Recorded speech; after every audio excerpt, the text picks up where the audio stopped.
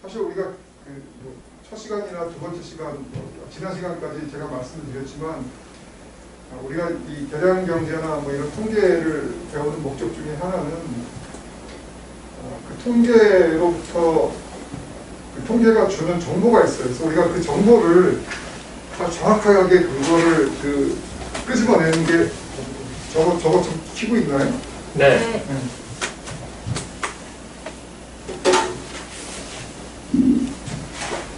그런 통계로부터 통계가 주는 정보를 정확히 끄집어내서 자기의 뭐 업무나 아니면 공부하는 사람들 같으면 자기 연구에 뭐 활용을 하는 게 그게 상당히 중요한 거죠. 그래서 근데 이제 우리가 그런 그 정보를 노데이터로부터 정보를 받아들이기 그러니까 의미 있는 정보를 추출하기 위해서는 이제 뭐 계량 경제라든지 아니면 통계에 있는 여러 가지 그런 기법들 이런 거에 대해서 좀 기초적인 지식을 갖는 게 사실 중요하죠. 뭐 대단한 거가 아니라도 돼요. 예를 들어서 뭐 평균이라든지 뭐 분산이라든지 뭐 그런 거에 대해서 기본적인 개념이 뭐 있다고 하면 근데 우리가 기본적인 데이터를 수집을 했을 때 이 데이터 가지고 여기서 어떤 우리가 정보를 체계적인 정보를 끄집어내느냐 이제 그거는 그거를 다루는 사람의 능력이기도 하겠지만 또 경험이 또 경험을 많이 하다 보면 처음 하는 사람들보다는 확실히 많은 거를 그냥 그 데이터에서 뽑아낼 수가 있죠. 뭐 예를 들면 그냥 아무 생각 없이 국내 총생산 데이터가 1990년부터 지금 2020년까지 쭉 데이터가 있다고 하면 그냥 통계 분석에 대해서 전혀 모르는 사람은 이게 데이터가 이렇게 돼 있구나 그렇게만 하겠지만 그냥 간단하게는 매년 연평균으로 이제 매년 GDP가 몇 %씩 변했는지 이런 거를 우리가 할 수도 있고 아니면 매년 변하는 게 그게 이렇게 추세가 경제 성장률이 매년 5%로 일정하게 지난 30-40년간 5%로 이렇게 일정하게 보였는지 아니면 이게 경제 성장률이 과거에 높았는데 점점 낮아지는 추세를 보이는지 아니면 높아지고 있는지 이런 거를 사실은 우리가 로데이터로부터 어떤 체계적인 어떤 데이터가 좀 정보를 끄집어낸다고 하면 업무에 상당히 도움이 될 수 있겠죠. 한전 같으면 이제 한전의 요금 정책처? 지금 요금 정책처인가요? 요금기획처. 옛날에 요금정책에서 팀으로 있었는데 요금팀 같은 경우는 뭐가 중요하냐면 용도별 전력 가격의 탄력성 구하는 게 상당히 중요했어요. 왜냐하면 전기요금 조정을 할 때 전기요금을 조정하면 전력 소비가 얼마만큼 변하는지 그거를 알아야지 전기요금 조정하면서 수입이 어떻게 변하는지 판매 수입을 예측을 해서 전체적인 어떤 투고율이나 이런 걸 맞추기 위해서 닥터액션 같은 거를 추정하는 게 굉장히 중요했거든요. 아니면 가스회사 같으면 저는 가스 쪽에 대해서는 분석을 많이 안 해봐서 잘 모르겠지만 가스회사에 다니는 분, 도시가스회사에 다니는 분 같으면 도시가스회사의 ROE나 수익률이라든지 이런 지표들이 예를 들어서 판매량에 영향을 많이 받는 건지 아니면 수익률의 변화가 판매 가격에 영향을 많이 받는지 아니면 가스 도입 가격에 더 영향을 받는지 분석을 해보니까 판매 가격은 사실은 수익률에 크게 영향을 안 주고 도입 단가가 영향을 더 크게 준다. 그러면 그런 분석을 결과가 나왔다고 하면 얼마나 싸게 가스를 도입하느냐가 사실은 굉장히 중요한 거죠. 그러니까 우리가 이제 이 통계를 이런 계량 경제라든지 통계를 배우는 이유는 사실은 그런 거 우리가 그냥 로데이터는 그냥 그 원시 데이터인 거죠. 거기서는 우리가 사실은 굉장히 많은 정보를 가지고 있지만 우리가 그거에 대해서 체계적으로 분석할 수 있는 어떤 툴이나 어떤 그 기술 이런 게 없으면 그냥 로데이터 그 좋은 정보를 그냥 날리는 거거든요. 그래서 대량경제를 사실 배우는 목적 중에 하나가 이제 그런 거예요. 그러니까 그런 정보를 우리가 정확히 좀 찾아내서 이거를 뭐 활용을 하는 거죠. 그거를 정책을 하는 사람들 같으면 그런 이런 이제 우리가 이런 모수를 우리가 정확히 발견한다고 하면 어떤 정책을 취했을 때 자기가 의도하는 어떤 그 결과가 나타나는지 안 나타나는지 뭐 그런 거를 분석해 볼 수 있고 뭐 최근에 예를 들어서 보면 그런 분석은 뭐 제대로 되지는 않았겠지만 지금 코로나 때문에 굉장히 좀 어렵잖아요. 그래서 무슨 국민들한테 소득 지원을 해주는데 전체 가구에 다 해주느냐 아니면 보다 어려운 사람들한테 중심으로 해주느냐 뭐 이런 거 할 때도 사실은 데이터가 충분히 잘 있다고 하면 전체 가구를 대상으로 지원을 해줄 때에 비해서 소득이 낮은 사람들 중심으로 지원할 때 어느 쪽이 더 경기를 활성화하는 데 도움이 되는지 이런 거를 다 사실 데이터만 있으면 분석이 되는 거거든요. 제 개인적인 경험으로는 사실은 모든 가구를 다 지원하는 것보다는 저소득 가구를 중심으로 지원하는 게 훨씬 더 효과가 더 클 거라는 판단을 들어요. 근데 그거는 이제 예를 들어서 정부가 지원할 수 있는 돈이 10조 원이라고 하면 10조 원을 모든 가구에 일률적으로 가구원 수에 따라서 이렇게 나눠주든 뭘 나눠주든 그렇게 하는 것보다 오히려 하위 소득 하위 50% 가구에 10조 원을 몰아서 주는 게 왜냐면 잘 사는 사람은 사실은 자기 소득을 대체하는 것밖에 안 됐지만 하위 소득 있는 자들은 소득이 없기 때문에 그게 그냥 바로 소득으로 연결될 수 있는 그런 거거든요. 그래서 이제 그런 거를 할 때도 그냥 무턱대고 하는 게 아니라 어떤 기존에 우리가 충분한 자료가 있던 분석을 통해서 어떤 정책이 더 효과가 있을지 그런 거를 사실은 분석을 하고 그거에 맞춰서 훨씬 더 효과가 높은 정책을 채택할 수 있는 직장에 다니시는 분들이라고 하면 자기가 다니는 회사와 관련된 어떤 통계 자료들을 이런 계량경제학적 기법이라든지 아니면 통계학에서 나오는 여러 가지 기법을 활용해서 분석을 해봄으로써 회사의 사업 전략이라든지 이런 거를 수립할 때 충분히 좋은 근거 자료를 제시해 줄 수도 있는 거죠. 그래서 이제 우리가 하는 건데 우리 계량경제학을 하는 거는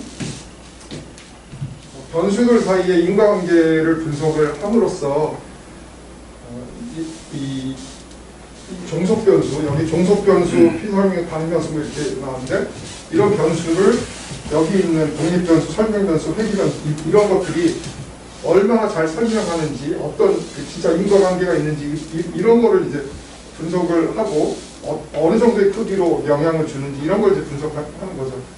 근데 여기 제가 지난 우리 교재에도 안 나와 있건데 사실은 이 독립 변수 이거를 외생 변수라고 해요. 그리고 이 종속 변수, 피설명 변수를 내생 변수라고 표현합니다. 외생 변수라는 의미는 이제 밖에서 값이 주어졌다는 거예요. 내생 변수라는 거는 이런 값들에 의해서 값이 결정되기 때문에 내생 변수라고 표현을 합니다.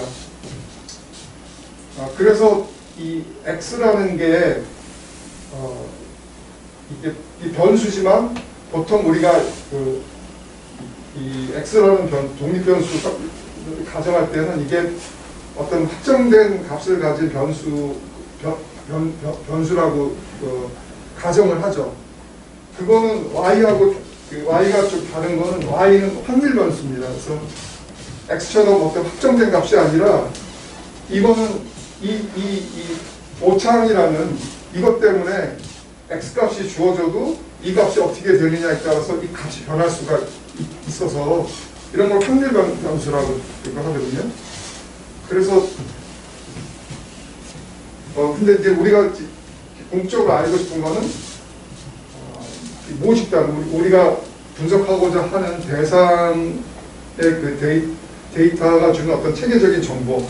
이 경우는 우리가 이제 단순 핵심 모형인데 종속 변수, 피설명 변수를 단 하나의 독립 변수가 설명을 하는 이제 그런 경우를 우리가 예를 들어서 보는 거예요. 사실은 현실적으로 이런 경우는 거의 없죠. 우리 교재에서도 여러 가지 예가 나오지만 거기 보면 뭐 그래서 이 U라는 거는 이 X가 Y를 설명하지 못하는 나머지를 그냥 일괄적으로 퉁칭해서 U라고 하는 건데, 이 오차항을. 사실은 이 오차항에 뭐 상당히 중요한 체계적인 정보가 들어있다고 하면 그걸 밖으로 끄집어내서 사실은 새로운 모형을 만드는 게 맞아요. 근데 지금 우리는 그렇게 이제 여러 개 변수를 설명할 수 있는 변수를 여러 개 동시에 놓고 이렇게 하면 어떤 우리가 알고 싶은 이런 모수, 이 모수, 이 크기, 이 설명 변수가 피설명 변수, 종속 변수에 미치는 그 영향의 크기를 나타내는 이 모수에 대해서 간단하게 우리가 도출하기가 좀 어렵기 때문에 일단 두 개의 변수만 가지고 설명을 하는 겁니다. 그래서 이제 단순이라는 그 용어가 앞에 붙어 있고, 회귀 모형이라는 거는 뭐 y를 x에 회귀한다, 제가 뭐 그런 의미 때문에 했다고 했죠. 근데 그거는 뭐 저도 잘 뭐 이렇게 무슨 의미인지 이게 들어오지는 않지만 그냥 그런 건 다 무시하고 하여튼 x가 y에 얼만큼 크게 영향을 주는지 그거를 이제 우리가 본다, 이제 그렇게만 생각하시면 돼요. 여기 설명한 것처럼 변수 y를 변수 x로서 설명하는. 그래서 우리가 궁극적으로 알고 싶은 거는 이 베타하고 베타1이라는 그런 모순입니다. 그래서 이 절편하고 기울기 모수를 알고 싶은데, 사실은 가장 큰 문제는 대부분의 경우는 우리가 모집단 데이터가 없어요. 현실적으로. 우리가 뭐 분석하고자 하는 게 가스에서 다니는 분들 같으면 우리나라 전체 가스 시장이 그 분석 대상이 될 거고, 한전 같으면 전체 전력 소비나 뭐 이런 것이 그 분석 대상이 될 텐데, 그런 경우는 우리가 전체 데이터를 사실 얻는다는 게 거의 불가능하죠. 그래서 사실은 우리가 정확히 알고 싶은 거는 모집단의 이 모수들을 정확히 알고 싶지만, 현실적으로는 우리가 모집단의 모수를 알지 못하기 때문에 모집단 그 데이터를 구하는 게 거의 불가능해서, 한 가지 방법은 이제 모집단으로부터 표본을 일정한 우리가 얻을 수 있는 그 데이터를 추출을 해가지고 그 데이터를 가지고 분석을 해서 얻은 정보를 가지고 그게 이제 이 모집단의 이 절편이나 이 기울기하고 같다는 가정 하에서 이제 우리가 그 어떤 뭐 정책적인 실험점이나 뭐 판단을 끄집어내는 거죠. 교수님, 예. 다음 슬라이드에서 예. 절편이 갖는 의미는 절편, 그거는 뭐 그때그때 다른데, 보통 절편에 대해서는 이제 다른 신경을 잘 안 쓰죠. 근데 예를 들면 이제 좀 뒤에 이제 하나 예를 드릴 때, 이거를 소비 지출이라고 하고, 소비 지출은 소득에 영향을 받는다고 하면, 이 절편 값은 뭐예요? 소득이 0일 때. 그러니까 최소한 소득이 없어도 기본적으로 이만큼은 쓰는 기초 소비라고 볼 수가 있는 거죠. 근데 이제 그게 이 두 변수가 어떤 거냐에 따라서 그 절편이 가지는 의미는 다 다를 수는 있어요. 근데 만약에 이제 소비 지출을 설명하는 그런 식이라고 하면 이제 그런 식으로 해석을 할 수가 있는 거죠. 전력 소비 같으면 이거 소득이고, 이게 전력 소비라고 하면 소득이 없어도 최소한 이만큼은 평균적으로 소비를 한다. 뭐 이제 그런 의미로 볼 수가 있는 거죠.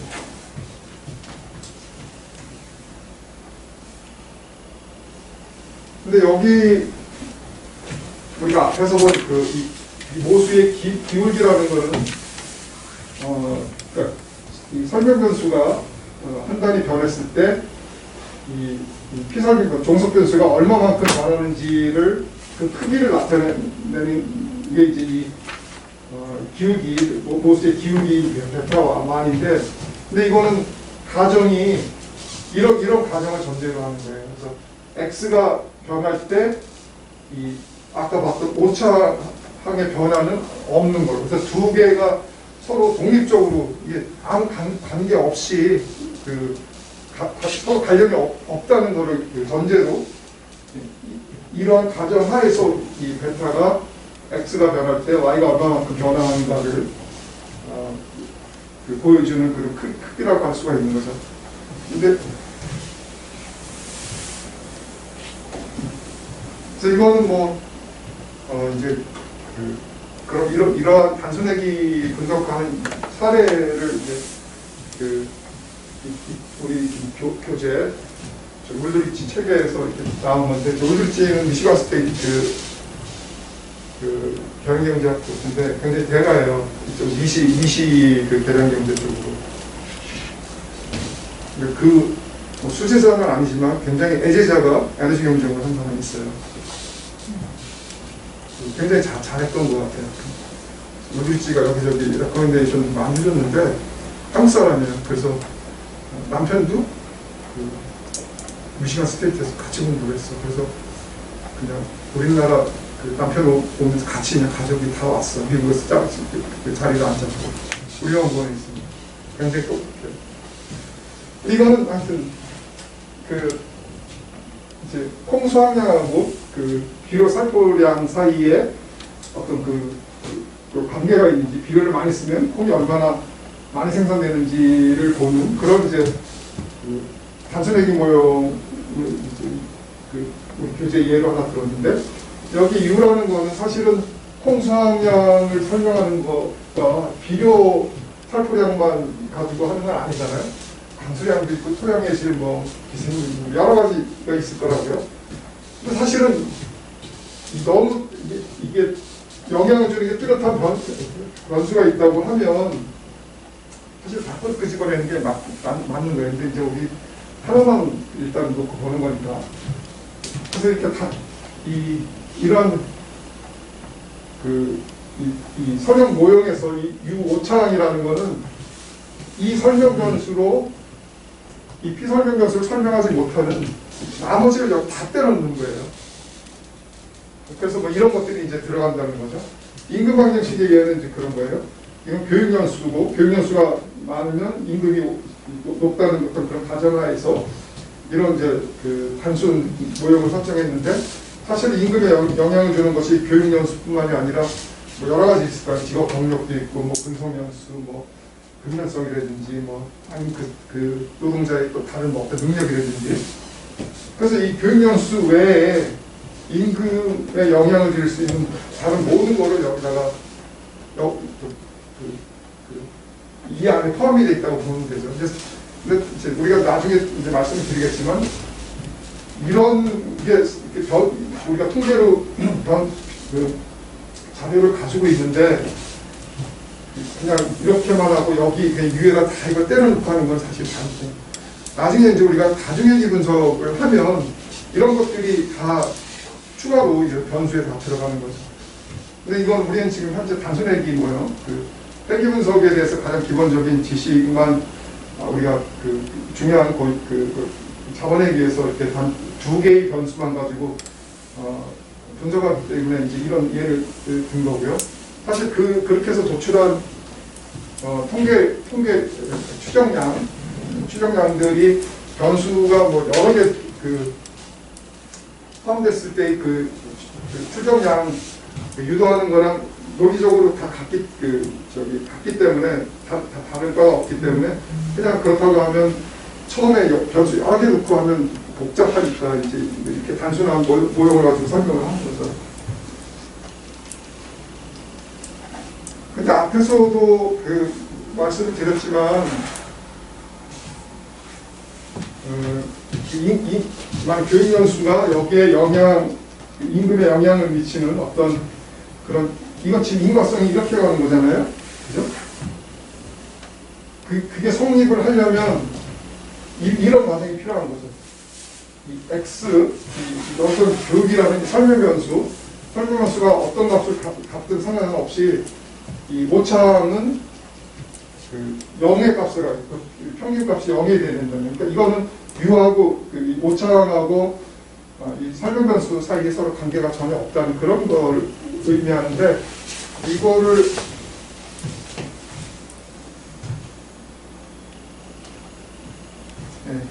그렇다고 하면 요거 하나만 더 보고 봅시다. 그러면 앞에서도 제가 말씀을 드렸지만 x는 확정된 그 값만 가진 변수라고 그랬어요. 근데 y는 확률 변수라고 그랬어요. 그래서 x 값이 어떤 값을 가질 때 y 값은 여러 가지 값을 가질 수 있는데, 그거는 이 오차항 때문이라고 그랬죠. 이 오차항이 여러 개의 값을 가질 수 있기 때문에, 그래서 우리가 이런 그 조건부, y의 x에 따른 조건부 평균값을 구한다고 하면 이제 수학적으로는 이런 식으로 표현을 해요.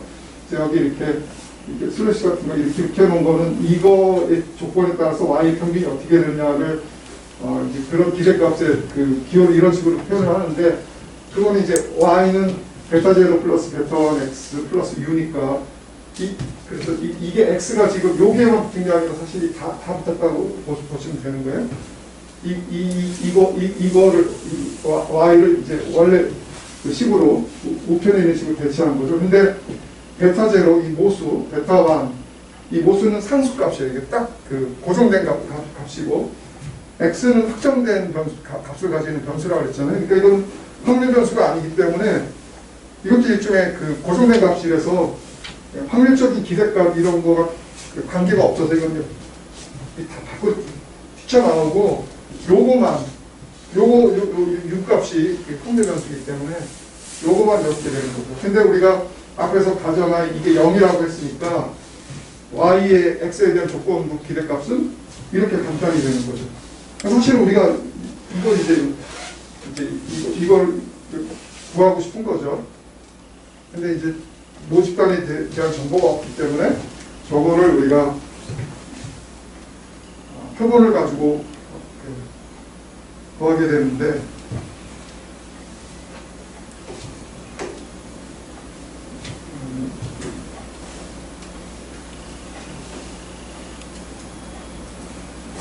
그래서 이 엑셀에 이거는 이제 다른 계량경제학 교과서에 나오는 사례를 제가 한번 쳐봤어요. 이거는 제가 여기다 구분을 했어야 되는데 급하게 작성하느라고, 이 맨 위에 이거는 그 소득을 나타내요. 그리고 요 55, 요 밑에, 그 밑에 있는 거는 이러한 소득을 가지고 있는 가구의 소비 지출을 나타냅니다. 그래서 이거는 어떤 마을에 60가구가 있는 마을, 모집단이 60가구고요. 그 마을의 소비 행태가 어떻게 돼요? 소득에 따라서 소비를 어떻게 지출하는지를 분석해보고 싶은 거예요. 근데 이제 다행히 이제 모집단이 60개니까 이건 모집단을 가지고 분석을 할 수가 있는데, 조사해보니까 소득 80불, 주급이라고 합시다.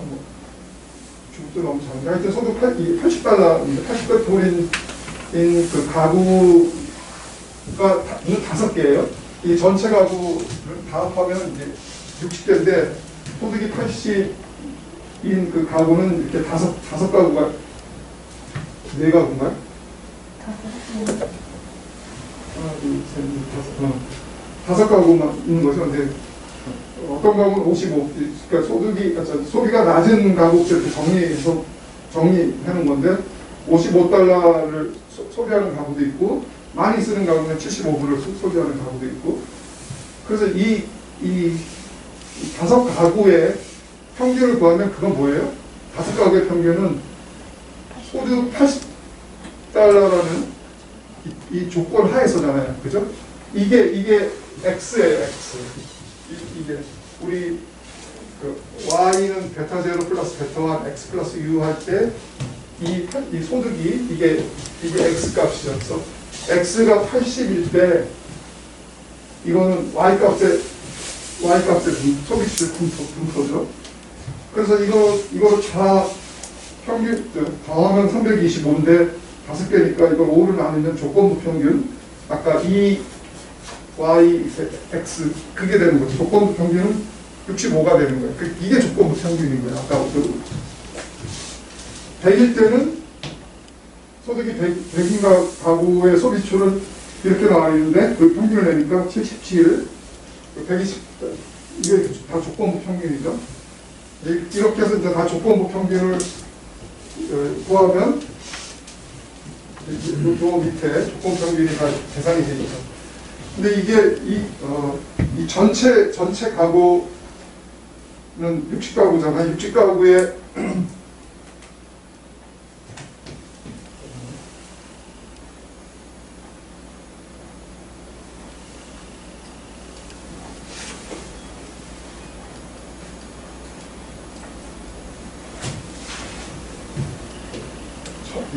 이 60가구 전체의 평균 소비는 121.2달러입니다. 이거는 그러니까 이게 이제 앞에 소득이 80인 가구의 전체 5가구의 전체 소비고 이건 100달러인 가구의 전체 소비 그거를 다 더하면 7,270이니까 이건 60가구의 총 소비 지출이라는 게 그거를 60으로 나눠서 그래보니까 121.2. 이거는 이제 이 전체 가구의 평균 소비 지출이고, 이거는 조건부. 그러니까 이거랑 다른 거죠. 우리가 평균하고 조건부 평균 차이가 있는 거예요. 그렇죠? 그래서 이거는 각 x 값에 따른 그런 평균, 그 x 값에 따른 평균이기 때문에 이건 조건부 평균입니다. 그리고 이제 그걸 가지고 한번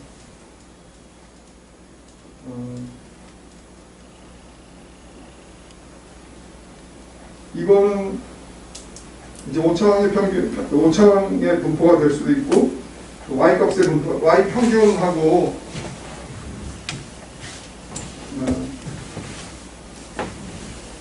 각 소득에서의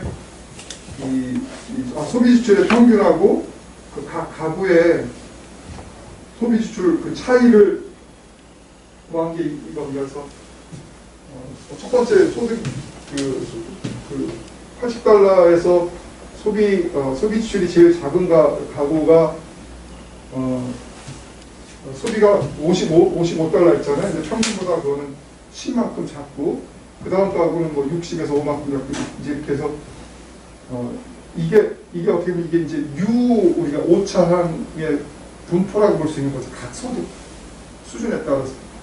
이거는 보면 어때요? 이거 평균이 어떻게 되겠어요? 다 0이라고. 그죠? 이거 다음은 다 0이 될 수밖에 없어. 그래서 이건 제가 데이터를 이제 보여드리려고 만든 건데, 그래서 이제 이건 일종의 5차항인데 5차항 평균, 조건부 5차항 평균은 다 0이라는 거죠. 그래서 이거는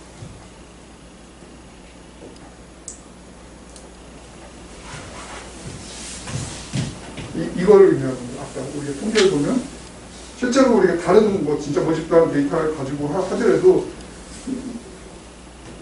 이거를 바로 이제 볼 수가 있는 거예요. 사례를 제가 보여드리려고 이렇게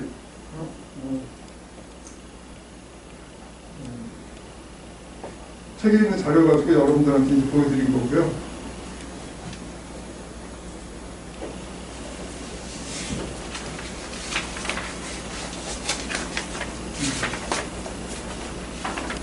예, 그래서 이 모집 조건부 평균 독립 가정에 의해서 이제 이러한 관계가 성립되는데 이거를 우리가 그림으로 그린 게 이제 모집단의 회계함수가 되는 거죠. 그래서 모집단의 앞에서 우리가 조건부 평균, y의 조건부 평균 됐잖아요. 그래서 그게 이제 베타 제로 플러스 베타 1 x. 여기 이거 이 뒤에 이 오차는 이 조건부 평균이 제로이기 때문에 이게 이제 없어진 거죠. 그래서 이러한 직선을 유도할 수가 있는 거죠. 모집단의 핵이 함수. 모집단은 어떤 정보를 가지고 있냐면 모집단에서 이 종속 변수의 조건 평균은 이런 관계를 이렇게 직선의 관계를 가지고 있는 것을 만약에 설명 변수의 값이 x1의 값을 갖는다고 하면 그때의 그 조건부 그 평균 값이 이러한 선상에 있는 이런 점이라는 거고 이 점에서 떨어져 있는 실제의 값은 그 차이가 잔차항이 되는 거죠. 예를 들면 여기 x1일 때 y1 값이 여기 있다고 하면 이 차이가 이거는 이제 평균인 거고 y1의 값은 하고 이 차이는 단차가 되는 거죠. 근데 우리 앞에서 보면 이게 이제 소득 80으로 볼 수 있는 거잖아요. 그때 5가구가 있었잖아요. 어떤 가구 5가구 중에 한 가구는 정확히 이 선상에 있는 거고 나머지 4가구 중에 2가구는 그것 값이 컸고 2가구는 값이 작았죠. 그 엑셀표 나중에 이제 다운 받아서 한번 보세요. 그리고 소득이 100불일 때 또 그 소비 지출이 평균을 중심으로 아래 위로 이렇게 분포가 되는 걸 볼 수가 있습니다. 그래서 우리가 사실은 찾고자 하는 거는 이 직선이 알고 싶은 거는. 근데 이제 문제는 우리가 모집단 자료가 없기 때문에 이 직선을 찾을 수는 없고 이제 제가 반복해서 말씀드리지만 한 가지 방법은 표본을 통해서 어떻게 하면 이거와 가장 가깝게 갈 수 있는 그런 그 선을 우리가 잡아내느냐 이제 그게 중요한 거죠. 그게 이제 바로 이제 그 최소 제곱법에 의한 통계량을 구하는 거죠. 아까 그 베타 제로하고 베타 1의 통계량을. 그래서 이제 우리가 저 값을 알기 위해서 50단은 이제 모르니까 그 중에서 n개의 샘플을 뽑는 거예요. 뭐 100개로 100개. 그러면 이제 해당되는 이제 예를 들어서 뭐 소득이 x1일 때 소비가 y1 또 x2일 때 뭐 y2에서 이렇게 100개를 뽑아내면 뭐 그 중에 뭐 어떤 거는 같은 값을 가질 수도 있고 x가 다른 값을 가질 수도 있지만 x가 뭐 예를 들어서 첫 번째 샘플을 하나 뽑아서 봤더니 뭐 소득이 60인데 뭐 소비가 55였고 두 번째 샘플 뽑으니까 소득이 60인데 뭐 소비는 이 집은 뭐 70에서 마이너스 소비가 훨씬 더 많은 가구가 나올 수도 있고 그건 이제 통계가 어떻게 뽑히는지 그건 뭐 그때 랜덤하게 뽑히는 거니까 우리가 뭐 확인할 수 없는 뽑아놔서 확인을 하면 되지만 어쨌건 하여튼 모집단에 대한 모집단을 우리가 모르기 때문에 이렇게 표본을 뽑아서 대꾸가 되는 그 짝의 표본을 이렇게 뽑아서 n개의 가치값을 가지면 이러한 데이터를 가지고 우리가 그 선형 관계를 추정을 하는 거죠. 그 한 가지 그 방법은 실력이 좋은 사람은 그냥 눈으로 딱 눈썰이 좋은 사람은 딱 알아서 직선을 볼 수도 있겠지만 이제 그렇게 그거 가지고는 우리가 어디 가서 뭐 다른 사람들한테 이게 제대로 근거라고 얘기할 수도 없고 또 하나 중요한 거는 그렇게 그었을 때의 베타 제로하고 베타 1의 추정치가 얼마나 바람직한 그 성질을 가지고 있는지 사실은 알 수 없기 때문에 그런 면에서 우리가 좀 바람직한 성질을 가지고 있는 그 추정량을 도출을 하는 방법이 뭐 없을까 해서 고민한 거 해서 구하는 게 바로 이 잔차는 실제 y 값하고 추정된 Y값의 차. 그래서 여기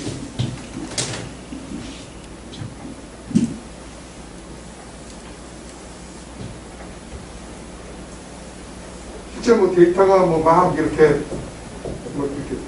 찍혀 있다고 하면 이 선을 찾는 거는 이 선하고 실제 값 사이에 이게 실제 Y값, 이게 XI라고 할 때 이거 YI라고 하면 이건 이제 그 표본의 회기식입니다. 모식판이 아니라 우리가 이 표본의 회기선을 찾았을 때 이 차이, 이거를 잔차라고 하는데 이 잔차가 가장 작게 되는 이 선을 찾으면 가장 그럴듯한 이 직선을 찾는 거가 되기 때문에 이 잔차가 최소가 되는 그 값을 찾는 방법을 우리가 도입을 하는 거죠. 근데 문제는 이 잔차는 이 그림에서 볼 수 있지만 어떤 거는 선 위에 있는 거 올라가서 있는 것도 있고 어떤 건 선 아래에 있는 것도 있어요. 그래서 그냥 단순히 이 잔차를 가지고 이 전체 뭐 데이터가 예를 들어서 우리가 100개의 표본을 추출했는데 그럼 100개의 잔차가 나올 거잖아요. 100개의 잔차를 그냥 단순히 더하면 어떤 건 위에서 플러스 값이 있고 어떤 건 밑에 마이너스 값이 있기 때문에 잔차가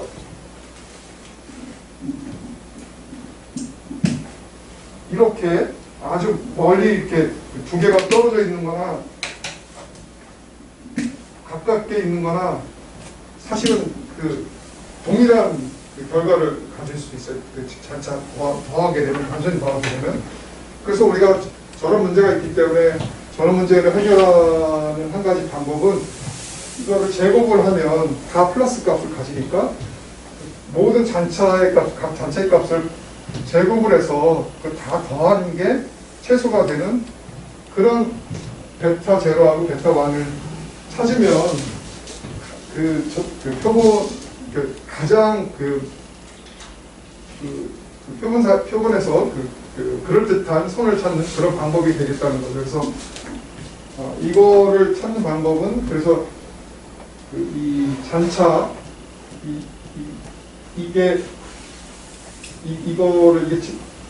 이거 제곱한 거를 다 시그마 이제 더한 거죠. 그거를 최소화하는 베타 제로, 베타 1을 찾는 거니까 이거에 대해서 편미분을 해서 이제 베타 제로, 베타 1을 구하면 이제 이런 식이 된다는 거예요. 그 편미분하고 그런 거는 그냥 책에 있고 하니까 그냥 그렇게 구한다만 아시면 되고 추정량은 이렇게 구한다는 거. 그래서 베타 1의 해트, 여기 해트를 친 거는 이게 표본을 가지고 우리가 구한 거기 때문에. 그리고 왜 추정량이라고, 이 공식인데 추정량이라고 했잖아요. 그럼 이게 사실 우리가 알고 싶은 건 모집단의 베타인데 그거 모르니까 표본을 가지고 추정을 했기 때문에 우리가 이런 공식을 추정량이라고 표현을 해요. 베타 1이나 베타 1 해트나 베타 제로 해트. 베타 제로 해트는 이제 베타 1 해트를 구하면 Y 평균에서 이걸 빼주면 되는 거. 그래서 이거는 사실은 지난 시간에 말씀드렸지만 옛날에는 이거를 그냥 X하고 X1,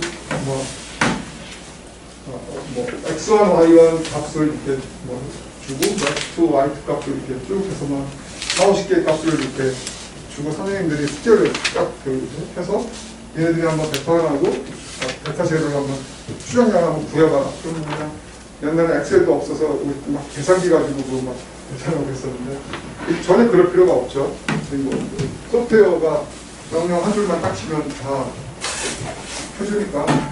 근데 이제 그 소프트웨어를 여러분들이 사용할 수 있는지 없는지 알 수는 없고 한 가지 할 수 있는 방법은 이거를 엑셀은 여러분 다 가지고 계실 테니까 엑셀에서도 회귀 분석을 할 수 있는 그 기능이 있어요. 그래서 그 소프트웨어가 없는 분, 접근이 불가능한 분들 같으면 엑셀을 통해서 이거를 구하면 되겠죠. 그리고 이 그림이 이제 바로 그거가 되겠습니다. 이거 이제 우리가 표본을 가지고 그 표본들에서 제일 그럴듯한 식선을 찾는 방법이 이제 최소 제곱법에 의해서 하는 건데, 그거는 이 단차, 이 선하고 실제 그 사이 제곱한 거 다 더한 걸 최소화하는 이 선을 찾는 거죠. 그래서 우리가 그 선이 바로 y 획트는 이게 이제 추정된 값이 있기 때문에 획트를 있는 거에서 베타 0 플러스 베타 1 획트 x. x에는 획트가 안 붙어 있죠. 이거 왜 안 붙어 있냐면 이거 확정된 그냥 값이고 이거는 추정된 값이잖아요. 그래서 이게 다 이렇게 추정된 거에 획트를 붙이고, 이거는 추정된 게 아니라 원래 그냥 확정된 값이니까 획트가 안 붙는 거고. 그래서 이 선상에 있는 이 크기, 이 높이 크기 y 값을 우리가 fitted value, 예측값이라고 하기도 하고 추정치라고 하기도 하고, 그래서 x xi 값이 이렇게 주어지면 그때 y의 그 추정치는 이 선상에 있는 이 높이가 되는 거죠. 근데 사실은 실제 값은 이만큼 높이 찍혀 있는 거기 때문에 이러한 그 오차가 발생하는 거예요. 그래서 이 차이를 우리가 잔차라고 하는 거겠죠.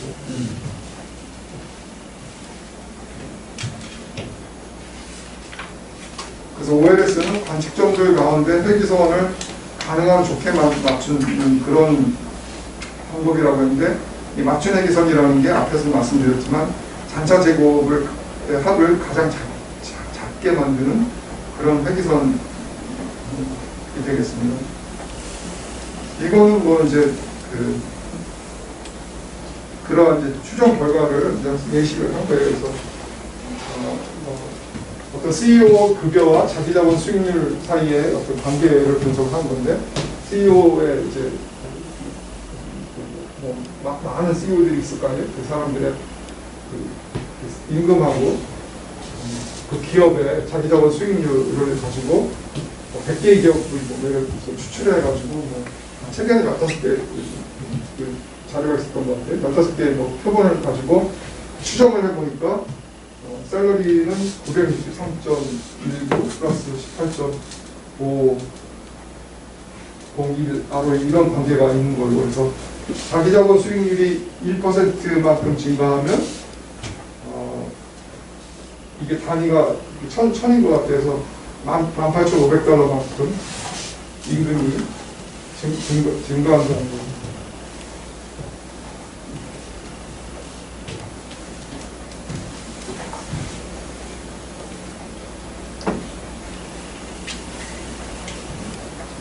사실은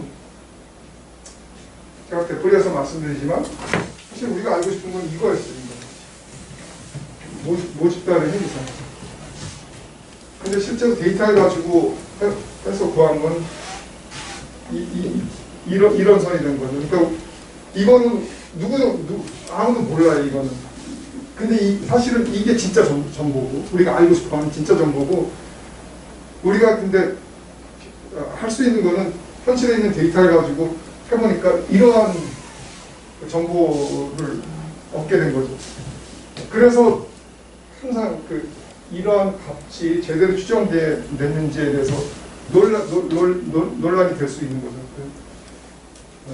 이게 이런 어떤 사람은 표본 한번 추출해서 보니까 이러한 관계를 얻었는데, 또 다른 사람이 또 표본 한번 다시 추출해 보니까 어떤 사람은 이거보다 더 완만한 어떤 기울기를 갖는 그런 걸 수도 있고, 이런 식의 회기선을 추정할 수도 있고, 그거는 이제 뽑는 추출한 표본이 어떠냐에 따라서 다른 값을 가질 수밖에 없는 거죠. 그래서 그런 내용들이 쭉 나와 있고, 이건 이제 예를 추정한 예를 들어놓은 거고요. 그냥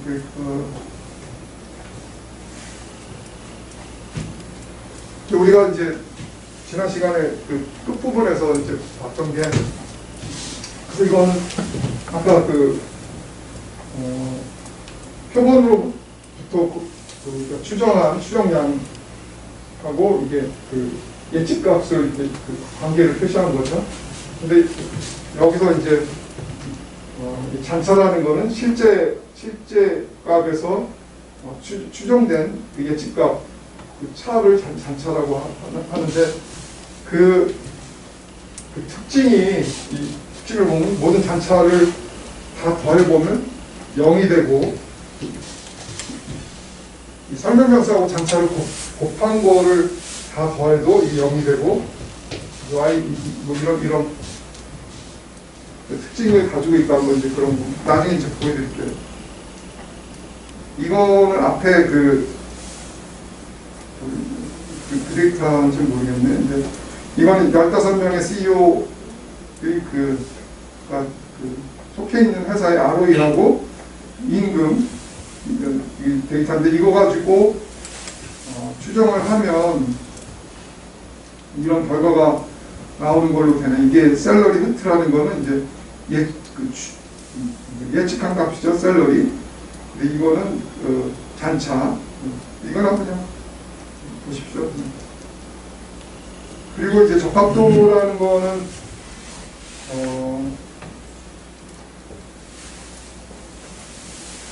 우리가 그 추정한 그 회기식이 얼마나 잘 설명하는지 그거를 나타내 주는 건데, 이 SST라는 거는, 이거는 그 Y 실제값에서 평균 그 차이잖아. 이 변동량 전체 그 제곱한 것. 그래서 이건 종속변수 전체의 그 변동량의 총 합이라고 볼 수가 있고, 요거는 그 우리가 추정한 값하고 그 평균의 차이기 때문에 이거는 설명된 차이라고 볼 수 있고, 이 U 해트라는 거는, 이 잔차라는 거는 사실 그 모형에서 설명 못한 부분이잖아요. 그래서 이거는 설명되지 못한 부분의 그 합을 나타내는데, 이 두 개를 더한 게 이 전체 이 총 제곱합하고 같게 됩니다. 그래서 근데 이 값의 그 절대적인 크기는 이 데이터가 어떠냐에 따라서 이 크기가 달라질 수 있거든요. 뭐 예를 들어서 소득 같으면 뭐 이거를 100만 원 단위로 할 거냐, 뭐 10,000원 단위로 할 거냐, 그냥 순수하게 그냥 원 단위로 할 거냐에 따라서 이 값이 차이가 커지니까 그 우리가 추정한 그 모형이 얼마나 체계적으로 잘 그 설명면서를 설명하는지, 종속변수를 얼마나 잘 설명하는지를 이 절대값으로 나타내는 거는 제대로 판단할 수 없기 때문에 보통 이제 이거 그 전체 이 총 변화를 나눠서 보통 설명을 하죠. 그래서 이게 체계적으로 모형이 설명하고 있는 부분을 전체 나눈 이 비율을 갖다가 우리가 R제곱해서 적합도를 나타내는 그런 값으로 사용을 하죠. 이것도 추정량이 되겠습니다. 그래서 이거는 이 R 스퀘어가 크면 우리가 그 설정한 그 회기식 그 모형이 종속 변수를 굉장히 잘 설명하는 그런 의미를 갖는다고 보면 되겠습니다. 보통 지난번에 말씀드렸지만 R스퀘어가 뭐 다른 조건이 다 똑같다면 R스퀘어가 높은 게 좋고, R스퀘어가 특히 그 중요한 판단 기준이 되는 거는 전망 작업을 할 때 R스퀘어가 상당히 중요한 역할을 했어. 왜냐하면 전망이라는 거는 값의 오차가 적게 그 향후 어떻게 그 값이 변할, 종속변수가 어떻게 바뀔 건지를 우리가 보는 거기 때문에 R스퀘어가 그 높은 게 체계적으로 근사하게 설명을 잘한다는 거기 때문에 전망할 때는 R스퀘어 높은 거를 채택을 주로 하게 되죠. 그리고 뭐 이거는 또 몇 가지. 근데 R스퀘어가 높다고 꼭 그 인과관계, 낮으면 인과관계가 없고 높은 인과관계가 있고 그런 건 아니에요. 인과관계는 뭐 있는데 모종의 설명도를 보통 보는 거죠. 여기서 보면 일반적으로 횡단면 자료 한 시점에서 여러 표본들을 추출해서 우리가 조사할 때 그런 자료가 횡단면 자료를 가지고 하면 R스퀘어는 보통은 별로 이렇게 높지 않아요. 그리고 시계 자료를 가지고 하면 R스퀘어가 좀 잘 나오는 경우는 있죠. 대부분 우리나라 전력 소비 같은 경우는 시계 자료를 가지고 하면 R스퀘어가 0.99 뭐 이런 식으로 나옵니다. 굉장히 잘 나옵니다. 이거는 이제 우리가 지금 선형 회귀 분석, 단순 선형 회귀라고 했는데 그 선형 회귀라는 게 이 두 변수 사이의 관계가 직선의 관계에 있어야지만 회귀가 선형 회귀라고 하지 않았어요. 이건 모수가 모수를 기준으로 선형 회귀를 판단한다고 얘기를 했죠. 그래서 만약에 이게 정석 변수의 로그를 정석 변수하고 교육 연수 사이의 관계가 어떤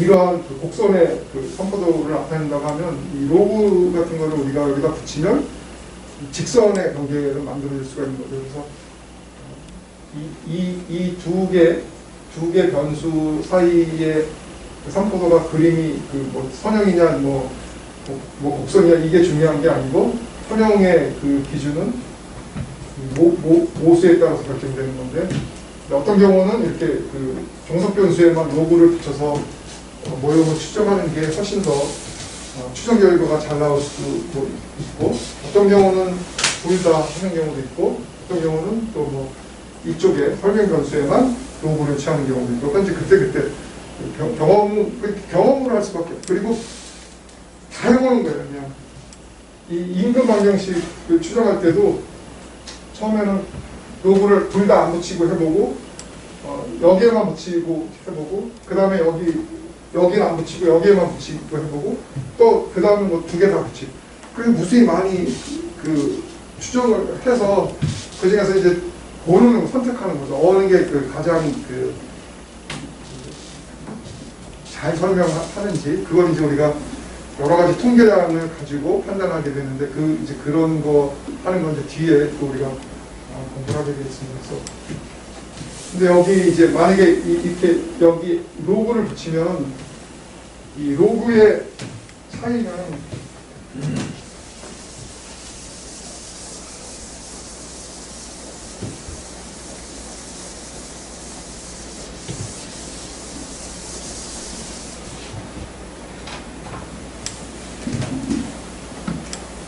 그러니까 이게 델타 로그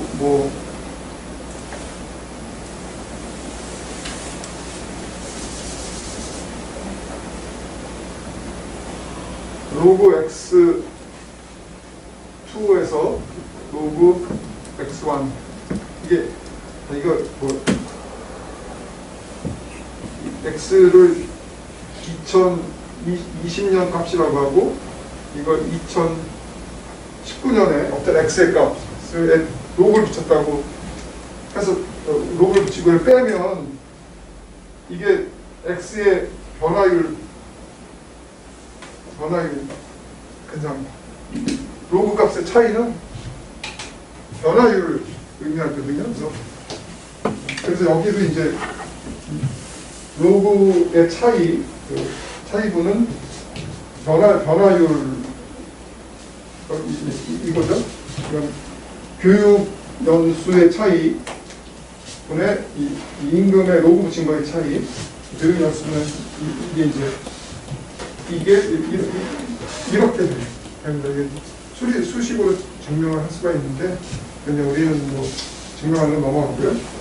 그래서 여기에만 로그를 붙였을 때는 이 추정한 이 베타1이라는 개수가 교육 연수가 1년 증가할 때 임금이 몇 % 변하느냐를 의미하는 그런 값이 되는 거고 둘 다 로그를 붙이면 교육 연수가 1% 증가할 때 임금이 몇 퍼센트 증가해요. 그러니까 탄력성을 의미하는 그런 의미가 있습니다. 그거는 이제 뭐 교재, 그래서 여러 가지 교재들이 다 설명이 잘 돼 있으니까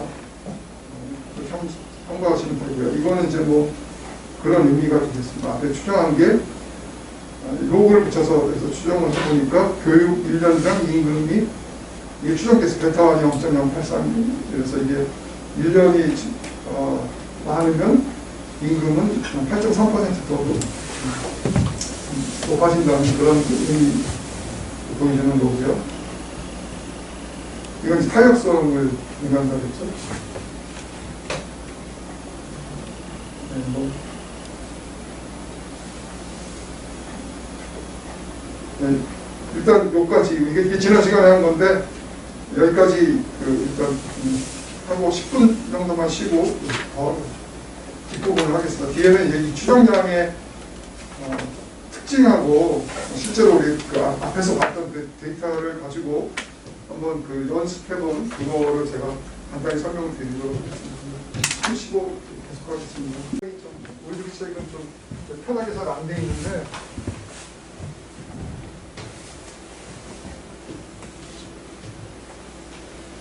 이게 베타의 추정치라고 하면 이게 실제 이게 모수의 값이고 우리가 표본을 한번 추출해서 베타원을 이 값을 그 추정치를 구하고 그 값을 뭐 거기다 찍어 본다고 합시다. 그러면 그래서 무수히 많이 그 실험을 이렇게 되풀이하면 이제 이러한 분포를 얻게 되는 거예요. 그래서 이러한 분포를 얻는다는 거는 보통 이 모수의 평균이 이제 모수에 가까운 이제 그런 횟수가 많아진다는 의미도 있고 또 하나는 이게 OLS 추정량의 분포라고 하면 이게 다른 식으로 추정했을 때의 분포는 이거보다 이렇게 옆으로 퍼져서 되는 경우가 많다는 거죠. 그러니까 이게 그 평균을 중심으로 해서 아주 그 빽빽하게 그 분포를 한다고 하면 우리가 한 번을 추정한다고 하더라도 그게 그게 이 평균에 가까운 값으로 추정될 가능성이 높고 그거는 결국 모수와 그 가까울 확률이 높은 거죠. 근데 이게 만약에 분포가 이렇게 쭉 퍼져 있다고 하면 우리가 뭐 무수히 많이 하는 게 아니라 표본 단 한 번 추출을 해서 이제 그 추정치를 구하는데 그게 이렇게 실제 모수보다 많이 떨어져 있는 값이 될 확률이 더 높은 거죠. 그래서 우리가 최소 제곱법 추정량이 언바이어스도 돼 있고 분산이 가장 작다는. 그래서 이거를 베스트라고 해서 그래서 보통 뭐 블루라고 표현을 많이 하는데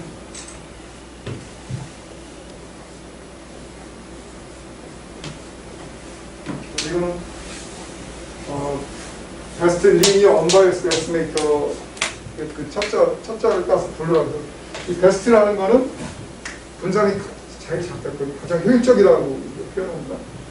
리니어는 이제 이게 제가 이제 다음 시간에 다른 책에 있는 내용을 보여드릴 텐데 이거에 이게 베타가 Y하고 선형의 관계를 가지고 표현이 된다는 그 의미고 언바이어스는 이게 베타 팩트를 기대값으로 가면 이게 모수 베타가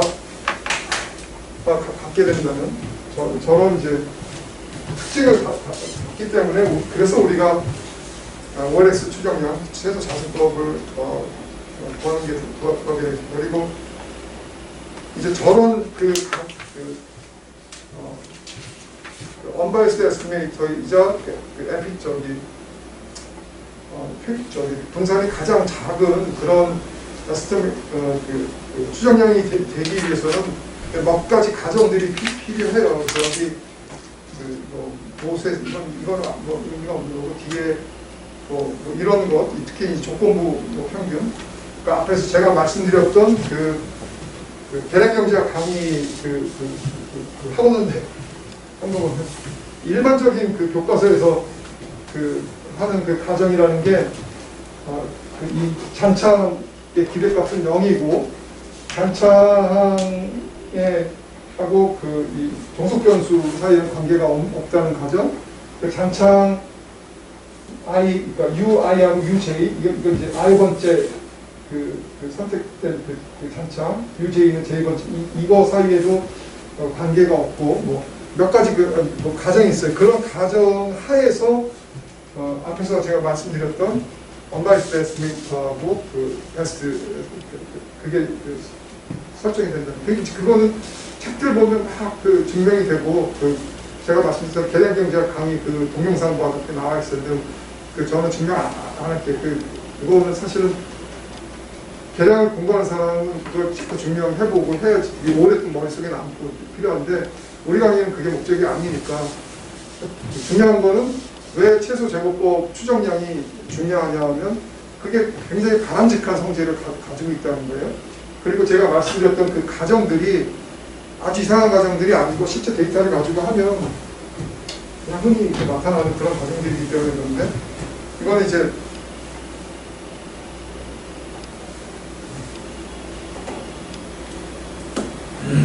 이게 앞에서 봤던 이 부자납기 교과서에 있는 예제인데 이게 이제 60개 가구로 형성된 그 마을의 소득하고 소비 지출 다 원을 통계라고 했잖아요. 이게 모집단 통계인데 이거를 이제 제가 정리를 했어요. 모집단에 소득하고 소비 소득이 $80인 첫 번째 가구는 55억을 그 다음에 60억 이렇게 해서 이게 이제 지금 60개 표본이잖아요. 표본이 60개 모집단 그거를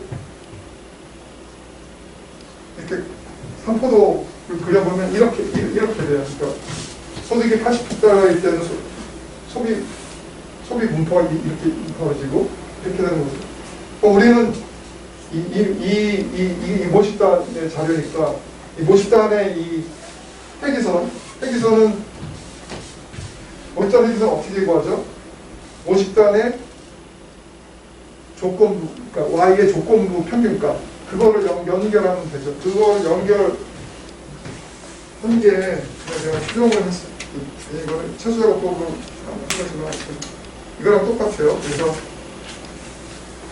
그렇게 연결을 하면 절편이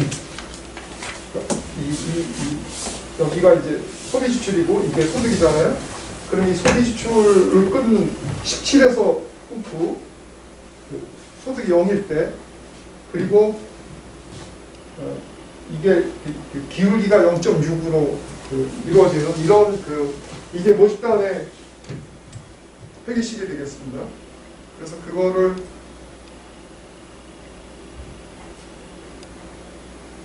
이거는 그냥 제가 대충 눈대중으로 그린 거예요. 그래서 이게 이제 모집단의 회계선이 이렇게 60개 가지고 하면 이런 식으로 그려지는 거죠. 이거는 이제 이 특수한 경우에 모집단이 60개니까 그래서 이제 설명하기가 편해서 제가 이제 이 사표를 보여드린 거고 이 앞에 이거는 잔차인데 잔차를 이게 사실은 다 잔차죠. 이 점에서 이 선 사이 거리가 다 잔차인데 이거를 이렇게 눕혀가지고 0을 기준으로 해서 이렇게 재구성한 거예요.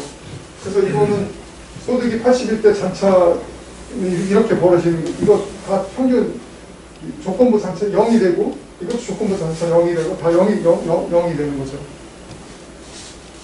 우리 앞에서 가정했던 사실 실제 데이터를 가지고 해보면 저렇게 된다는 거예요.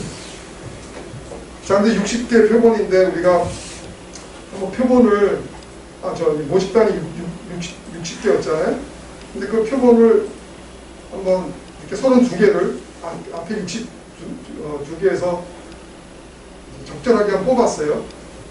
모든 소득에서 이렇게 소득이 포함되도록 이렇게 해서 32개를 뽑았더니 이 표본은 이런 식으로 찍힌 거예요. 그럼 이거는 우리가 이 표본을 가지고 최소 제곱법에 의해서 추정치를 할 수 있잖아요. 그래서 그거를 추정을 해봤어요. 하니까 어떻게 나왔냐면 Y축을 끊는 그 절편은 그 모수하고 다르죠. 10이 있고 앞에 17이었잖아요. 12.3. 기울기는 0.6, 앞에는 0.6이었잖아요. 그러니까 표본 이거는 이 값이 그렇게 큰 차이가 안 나는 표본을 추출했어. 다행히. 그럼 우리는 실제로는 그 모집단이 어마어마하게 커서 우리가 모집단에서 모수값을 모르지만 이렇게 표본을 가지고 추정한 거 가지고 이제 얘기를 하는 거예요. 아, 소득을 뭐 100만 원 증가하면 소비는 62만 원이 증가한다. 뭐 이런 걸 얻을 수 있는 이런 결과를 이런 걸 가지고 정부가 정책을 취하는 거예요. 그러면 아, 소비를 활성화시키기 위해서 소비를 많이 증가시키기 위해서는 소득을 뭐 얼마만큼 주면 소비가 얼마만큼 더 커질 수 있겠다. 그럼 그 소비가 그렇게 커지면 그게 또 다른 데 영향을 줘서 경제가 어떻게 되겠다. 그런 걸 정부가 이런 걸 추정해서 이런 추정치를 활용을 해서 이제 그 정책을 크기를 뭐 결정한다든지 하는 거죠. 이거는 우리가 그 소득 이 표본이 이렇게 80달러부터 260까지 앞에 있는 X하고 다 이 설명변수에서 골고루 이제 그 표본을 뽑았을 때의 한 사례고, 이거는 소득이 표본을 뽑았는데 160달러인 이게 지금 소득이 80에서 260불까지 있었잖아요. 근데 어떻게 뽑았는데 앞에 작은 가구들만 표본이 뽑힌 그런 경우를 추정을 해봤더니 이거는 그때는 그 절표는 Y축을 끊는 거는 19 그리고 탄성치는 0.57 뭐 이렇게 됐다는 거죠. 그리고 또 하나 이제 표본을 뽑았는데 이거는 막 180불 이상 높은 어떻게 소득이 높은 가구들만 한 경우, 그런 경우는 추정치가 절표는 굉장히 높이 끊어지는데 이게 평균 소비 성향, 한계 소비 성향, 습상이 0.53으로 모수에 비해서 좀 낮죠. 그래서 이게 어떻게 그 표본을 뽑느냐에 따라서 이렇게 이거 추정치들이 달라지는 거죠. 근데 우리가 일단 알고 싶은 거는 사실은 이게 이제 모수의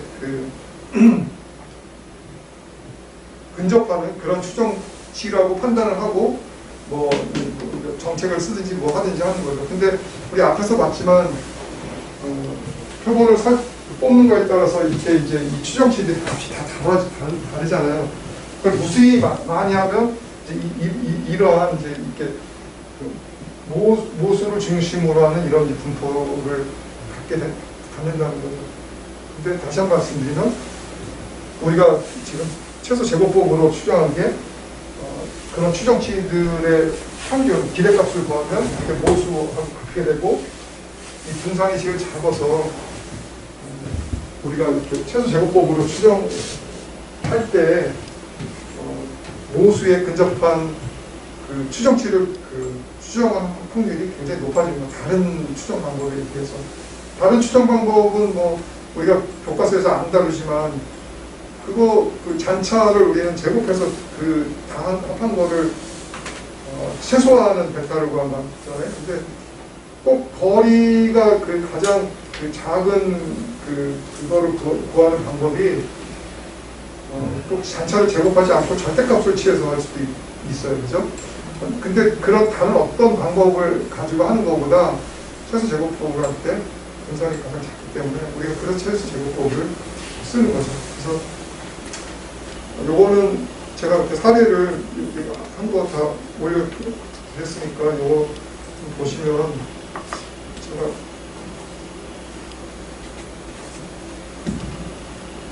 질문이 있는데 예.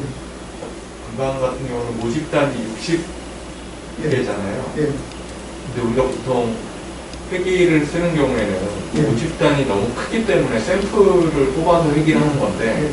저렇게 모집단이 저렇게 작은 경우에 예.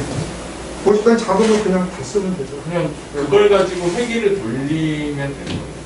그거는 회기를 돌리는 게 아니라 조건부 평균을 구해가지고 그걸 이어버리는 거죠. 회기를 쓸 때. 그건 네. 그러니까 근데 뭐 그렇게 하나 마찬가지가 제가 왜 그런 질문을 드렸냐면 제가 예전에 한번 두 번 비슷한 질문을 했는데 그 모집단이 이렇게 적더라도 네. 그게 모집단이 아니라고 하더라고요. 그러니까 좀 표현이 그런데 그거는 표본이라고 계속 얘기를 하시더라고요. 그러니까 60호가 다다라고 얘기를 하지만 네. 그거는 모집단이 아니라 표본이야. 제가 의미가 좀 이해가 글쎄 그거는 이제 성격에 따라 다를 수는 있는데 만약에 이제 지금 그 연구자가 보고 싶은 거는 많이 떨어져 있는 우리나라는 이제 뭐 이렇게 그런 데가 없지만 저 북유럽이나 이런 데는 마을들이 하나 있고 막 멀리 떨어져 있잖아요. 그럼 A라는 마을의 소비 지출 소득하고 소비 지출 사이 관계를 한번 보고 싶다고 하면 그럼 그게 모집단이 되는 거예요. 그 마을에 한정해서 본다고 하면. 그러니까 지금 그 질문하시는 거는 모집단이라고 하는 거하고 뭐를 분석하려고 하느냐에 따라서 그게 말이 모집단이지만 모집단이 아니라고 얘기할 수도 있을 것 같기는 한데 그러니까 그 분석 내용 뭔가가 사실은 중요한 거죠. 그러니까 이렇게 이거는 많이 떨어져 있는 그 마을 하나만 대상으로 분석을 전체 그 국가라든지 뭐 이런 게 아니라 그 마을 사람들이 어떻게 분석을 하는 소비 지출을 하고 있는지 그 행태를 분석하고 싶다고 하면 그게 그냥 모집단. 그러면 예를 들면 우리나라의 중앙극장 발전기 210대인데 네. 그 210대 발전기의 효율과 네. 수명을 놓고 네. 그 모집단이죠. 수명에 따라서 그러면 그걸 그건 모집단 모집단이죠. 그러면 그거는 모집단을 구할 수 있는데 굳이 뭐 표본을 표본할 할 필요 이유가 없죠. 없죠. 그러면은 회기를 쓸 필요가 없는 거예요. 그냥 평균 조건 평균 하는 거나 지금 이거 회기 그 공식을 노소한 거나 다 똑같아요. 그럼 회기 공식을 써가지고 하고 예. 대신에 리그레션을 쓰는 건 아니네요. 그냥 그거에 대한 어떤 그것도 뭐 리그레션이라고 리그레션이죠 리그레션. 리그레션. 네. 최소 그냥 하여튼 예 뭐라고 해서 일단 뭐라고 설명드리기가 좀 애매하긴 합니다.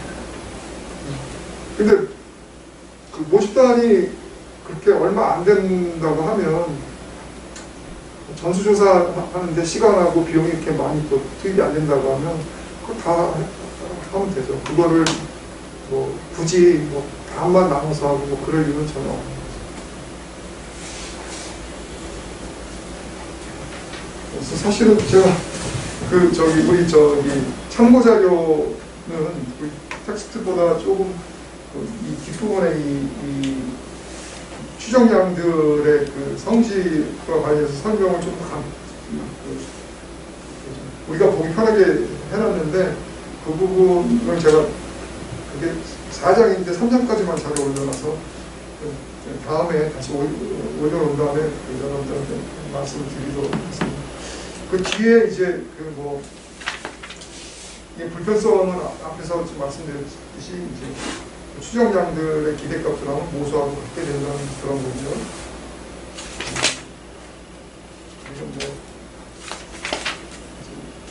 이건 우리가 아까 보통 동분산 가정을 많이 하는데 이거는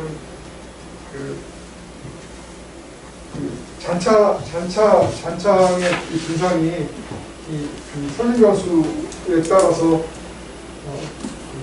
달라지는 게 아니라 설명수가 달라도 항상 동일한 그런 분산을 갖는 그런 가정을 하고 하는데 사실은 우리가 평단면 자료를 가지고 보면 이분산이 나타나는 경우가 훨씬 더 많아요. 근데 이제 그렇게 이분산이 나타나면 아까 우리가 말하는 게스트 그게 안 되기 때문에 그런 경우에는 이분산을 동분산으로 이렇게 만들어주는 또 기법들이 있거든요. 그런 거. 근데 그냥 잘 안 해요. 그냥 해요. 그냥 추정하죠. 그건 뭐 굳이 안 하죠. 그 샘플이 잘 모르겠는데 샘플이 많아지면 뭐 이분산의 문제가 그렇게 심각하지 않다고 뭐 얘기를 하더라고요. 그래서 여튼 이 동분산 과정도 굉장히 중요한데 이 책에는 이제 이런 것들이 좀 이렇게 좀 요약적으로 잘 설명이 안 돼 있는데 뭐 이런 과정들 우리가 그리고 여기 뭐 실제로는 이분산이 더 일반적인 경우가 많죠.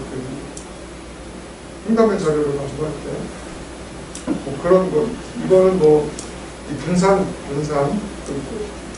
이 어떤 의미를 가지고 이 추정량의 분산은 모분산이 작을수록 작고 원래 50단의 분산이 교란의 분산이 작으면 작고 근데 요 분모 요 SST라는 게 있잖아요. 이 SST는 이 선행 변수하고 선행 변수 평균값의 차를 다 제곱해서 더한 거가 되는데 이 값이 클수록 이 베타 헤트의 분산이 작아지죠. 분모가 클수록.